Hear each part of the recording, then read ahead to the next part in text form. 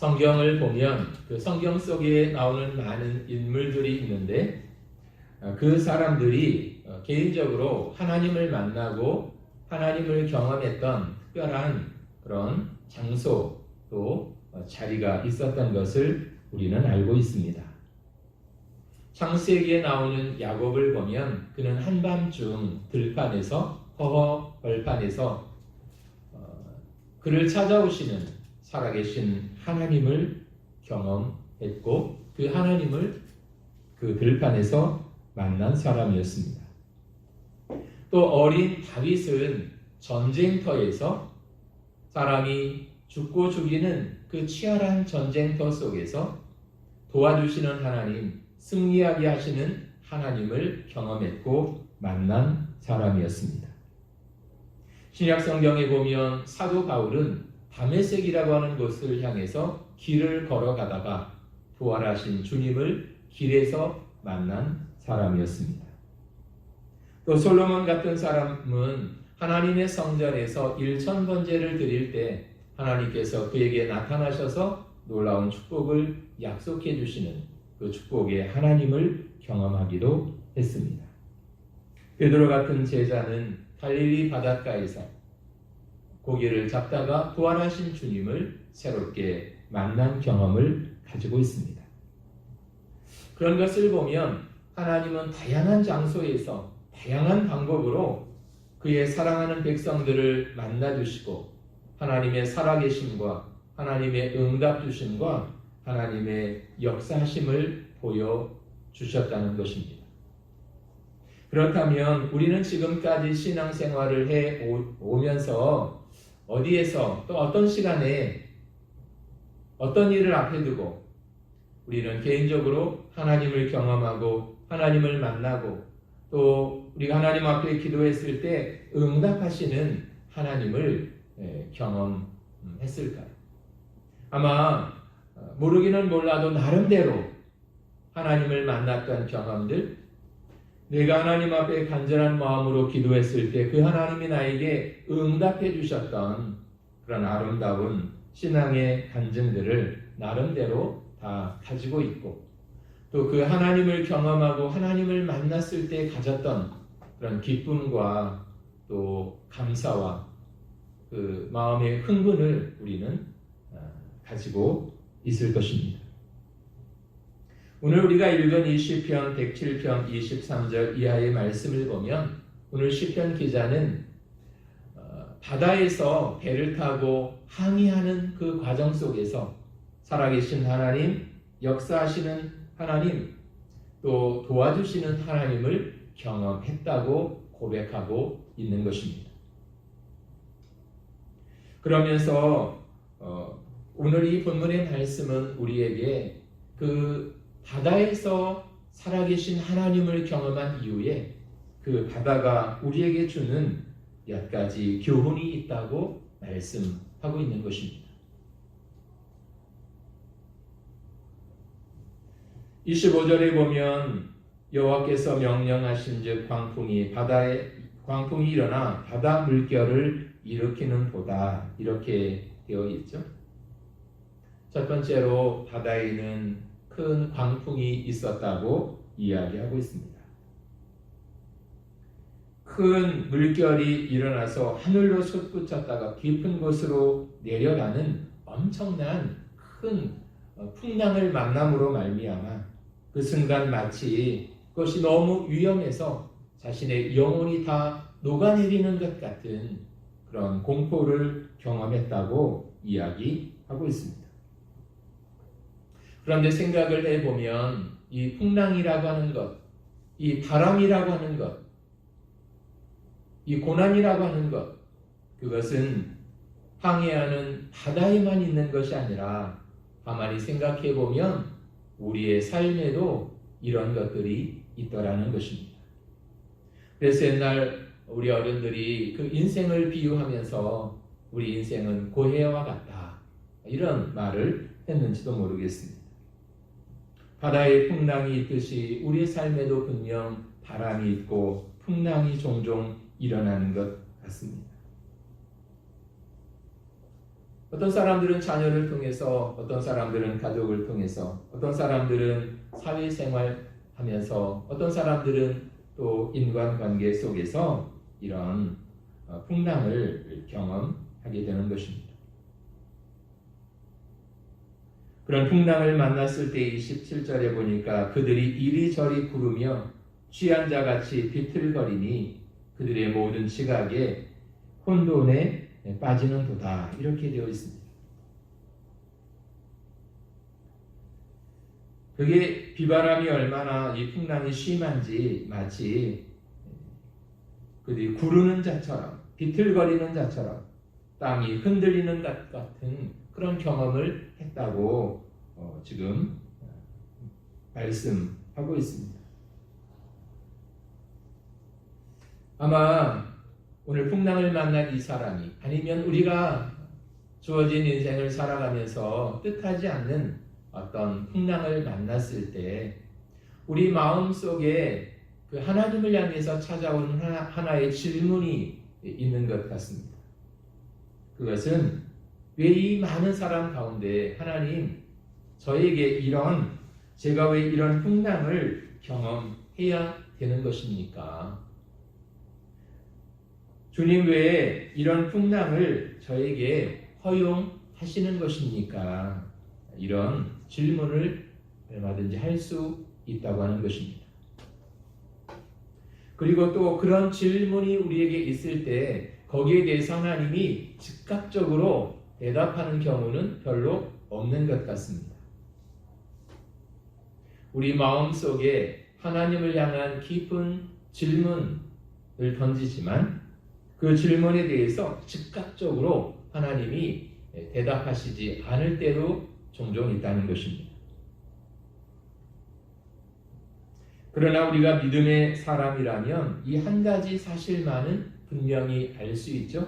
그것은 하나님의 깊은 그 경륜과 뜻 안에서 결코 하나님이 허용하시지 않는 그런 고통은 없다고 하는 사실입니다.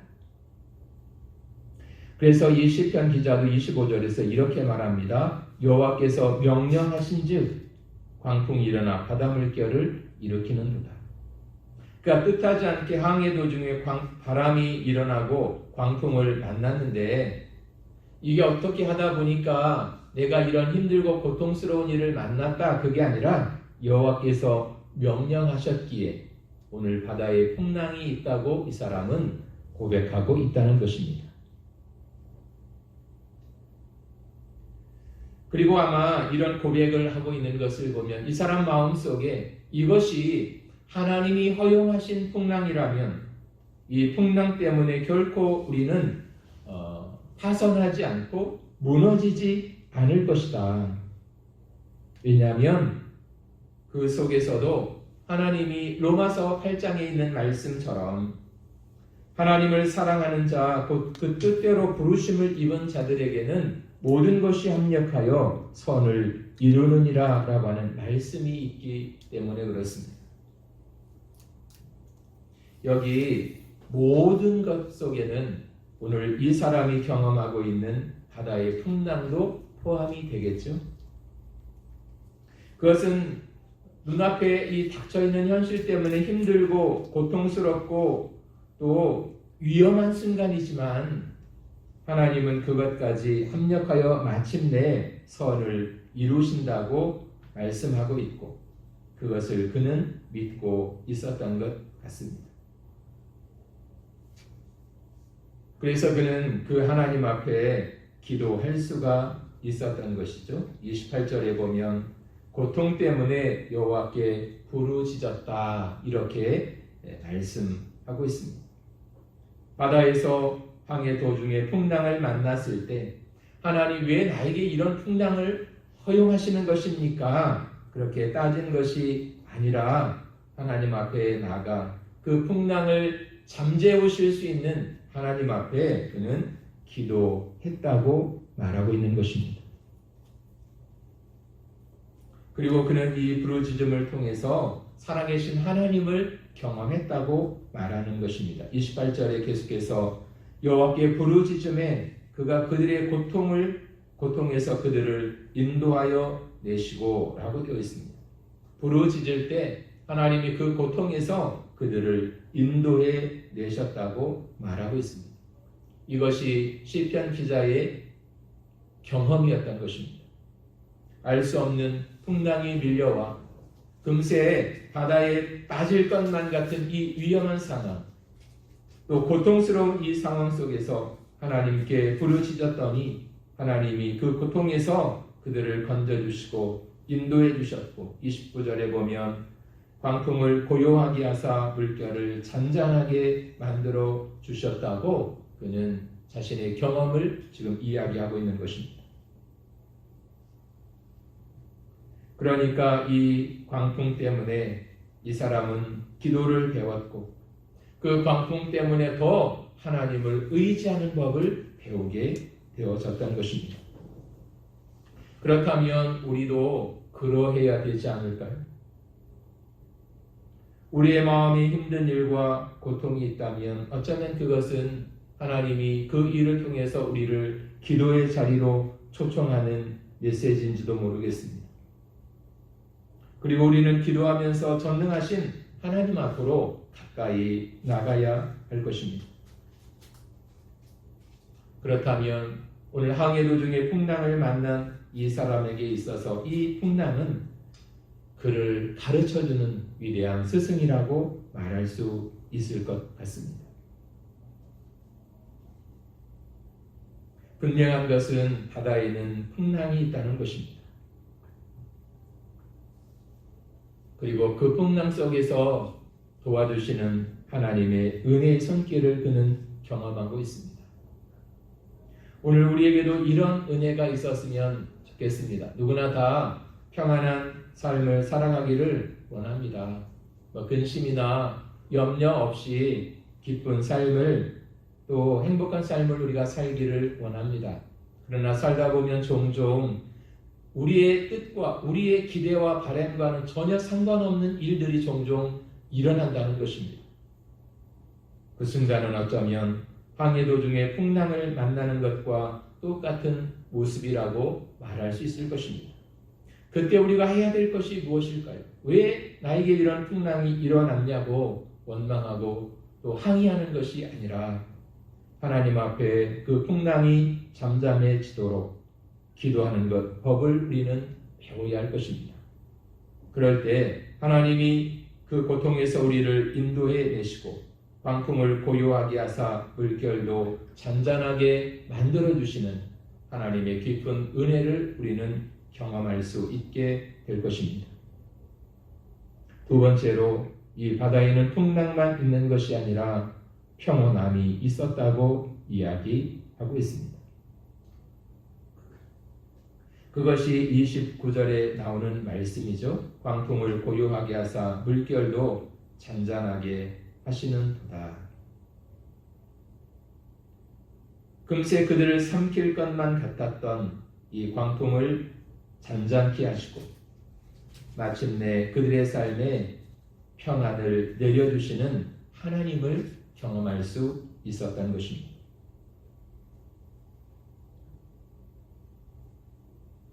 31절에 보면 여호와의 인자심과 인생에게 행하신 기적으로 말미암아 그를 찬송할지로다 이렇게 되어 있습니다. 풍랑을 잠잠케 하신 것, 그것은 자기에게 행하신 하나님의 기적이었다고 그는 고백을 하고 그 일로 인해서 하나님을 찬양했다고 그는 말하고 있습니다. 다시 말하면 이 풍랑을 잠잠케 하신 그분이 하나님이신 것을 알기에 그 하나님을 향해서 사람들은 찬양하기 시작했던 것입니다. 오늘 최근에 또 우리의 삶에 어떤 일이 있어서 하나님 앞에 이 사람처럼 간절하게 부르짖어 기도할 일이 생기셨습니까? 그 일은 우리로 하여금 우리의 마음을 무겁게 하고 우리를 또 힘들게 하는 일일 수도 있었을 것입니다. 그런데 그런 일만 있었던 것은 또 아니죠. 그와 동시에 하나님은 우리의 삶에 찬송할 일도 주셨다고 하는 것입니다. 고통 속에서 위로하시는 하나님의 손길을 경험하고 상처받음에도 불구하고 그 상처를 싸매주시는 하나님의 치유의 손길을 경험하고 때로는 우리의 삶에 하나님의 꾸짖음이 있었지만 그럼에도 불구하고 나를 달래주시는 하나님의 따뜻한 사랑의 손길을 동시에 경험하고 있었다는 것입니다. 그래서 오늘 바다에 풍랑이 있게 하시고 그것을 또 잠잠케 하시는 이 하나님을 보면서 우리가 종종 살아가면서 경험하는 어떤 힘든 일 때문에 너무 그렇게 낙심할 필요도 없다는 것입니다. 왜냐하면 풍랑 뒤에 곧 순풍의 바다가 기다리고 있기 때문에 그렇습니다. 그렇다고 오늘 우리가 평안하다고 해서 너무 또 자만해서도 안 될 것입니다. 왜냐하면 바다에는 광풍이 일어날 수 있는 가능성이 있기 때문에 그렇습니다. 그래서 중요한 것은 그 바다에 광풍이 불어오든 아니면 파도가 잠잠해져서 평안하든 그것과 상관없이 전천후로 살아가는 인생, 그것이 바로 그리스도인의 삶이어야 한다고 오늘 성경은 우리에게 가르쳐주고 있는 것입니다. 우리가 살다가 힘든 일을 만나면 그 일 속에서 우리는 먼저 기도하는 법을 배워야 할 것입니다. 삶이 평안하다고 여기신다면 그 평안함 속에서 우리는 하나님을 찬양하는 법을 배워야 할 것입니다. 그리고 그 은혜 주신 하나님 앞에 감사하는 것이 또 우리의 삶의 모습이어야 할 것입니다.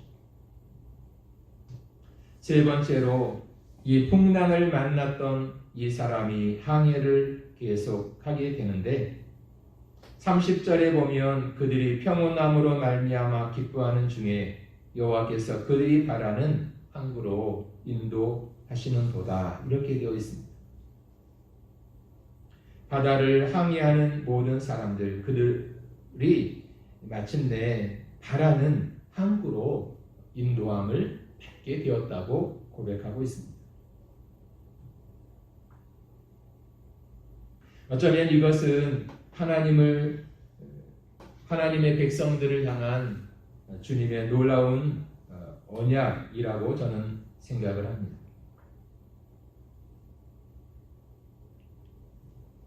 그들이 평온함으로 말미암아 기뻐하는 중에 여호와께서 그들이 바라는 항구로 인도하시는도다. 지금 이 고백을 하고 있는데요. 그 시편을 연구하는 많은 사람들은 이런 이야기를 하고 있습니다. 아마 이스라엘 백성들이 그들의 고향 땅에서 쫓겨나 바벨론이라고 하는 이방 나라에 사로잡혀가서 거기서 오랫동안 힘든 삶을 살아가게 되어졌습니다. 과연 우리가 이 땅에서 우리가 떠나왔던 고향인 그 팔레스타인 땅으로 예루살렘 성전이 있는 그 땅으로 우리가 돌아갈 수 있을까? 그래서 그들이 떠나왔던 그 고향을 그리워하면서 불렀던 찬양일 것이라고 이야기를 하고 있습니다. 다시 말하면 이방 나라의 포로로 사로잡혀 와서 말할 수 없는 정말 눈물 나는 힘겨운 삶을 살고 있지만 이런 고난과 역경과 고통 속에서도 마침내 하나님은 우리를 반드시 우리가 떠나왔던 그 예루살렘 본향으로 우리를 인도해 주실 것이다. 그 믿음을 가지고 항구 같은 내 본향의 삶을 바라보면서 하나님의 인도하심을 기대하면서 이 찬양을 불렀을 것이라고 이야기하고 있습니다.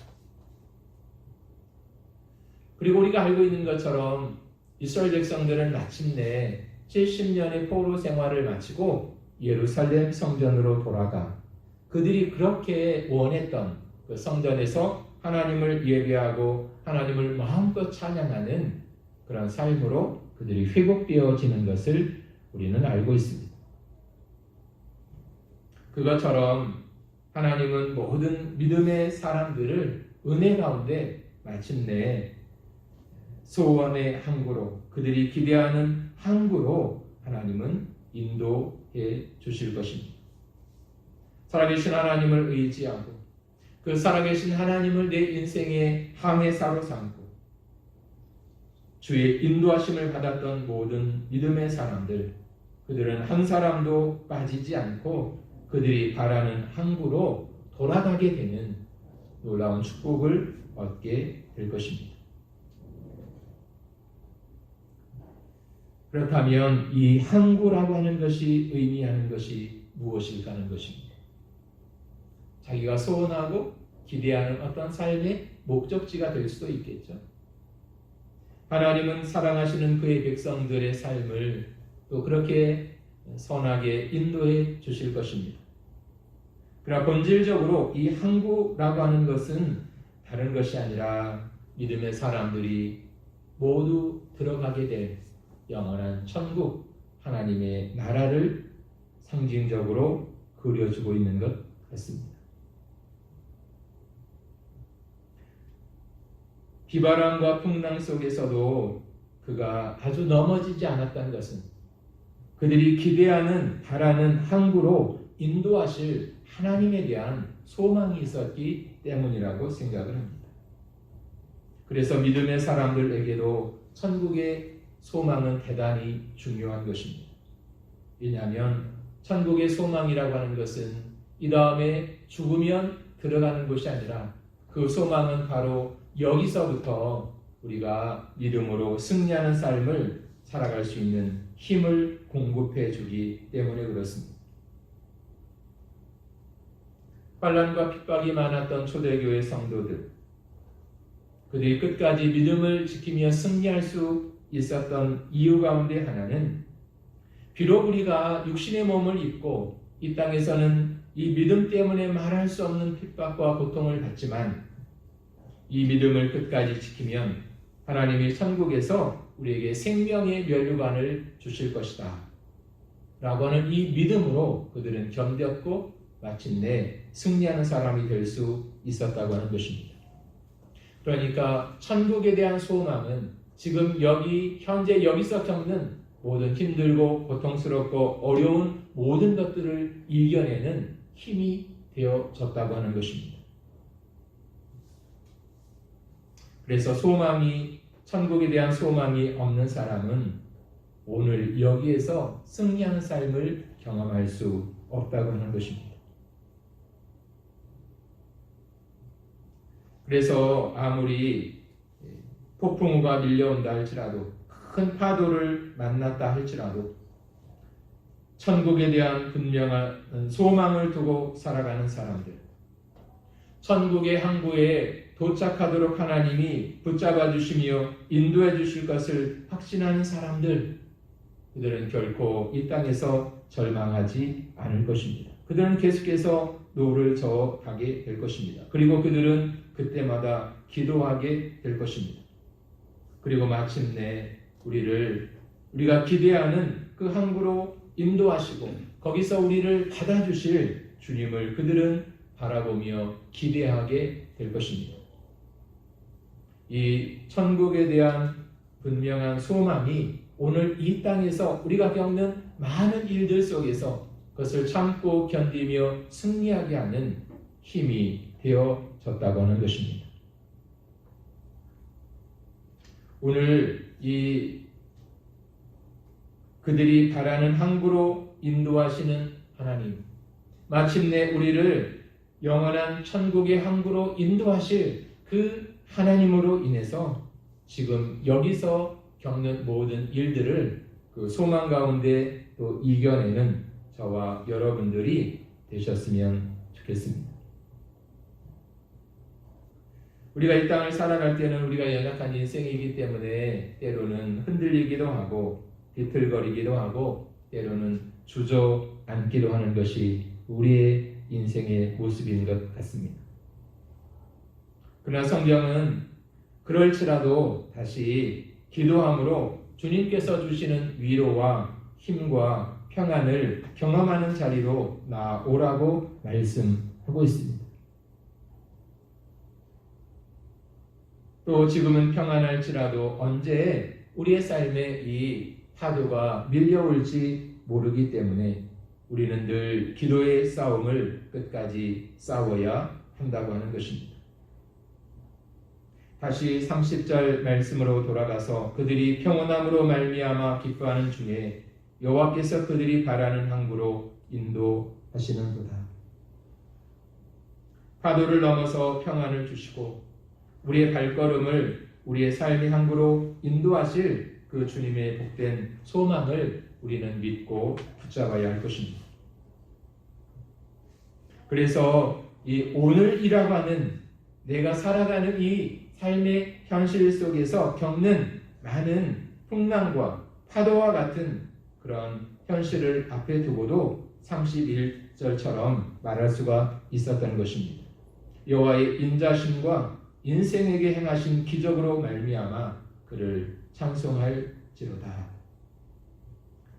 인생에게 기적을 행하시는 하나님이시라고 고백하고 있습니다. 오늘 저와 여러분의 삶에도 인생에게 기적을 행하시는 그 하나님을 경험하는 삶이 되어지기를 원합니다.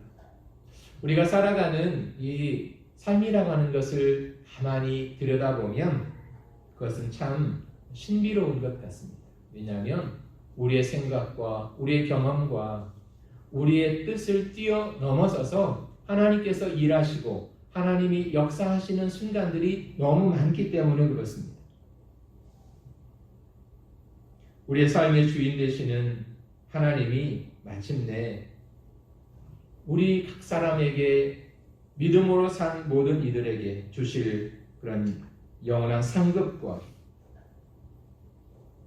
영광을 주실 그 항구에 우리가 귀향하는 그날을 바라보면서 오늘 여기서도 승리하는 저와 여러분이 되셨으면 좋겠습니다.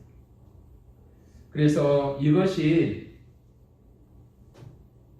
하나님 앞에서 오늘 우리가 드리는 그런 기도가 되어졌으면 좋겠습니다.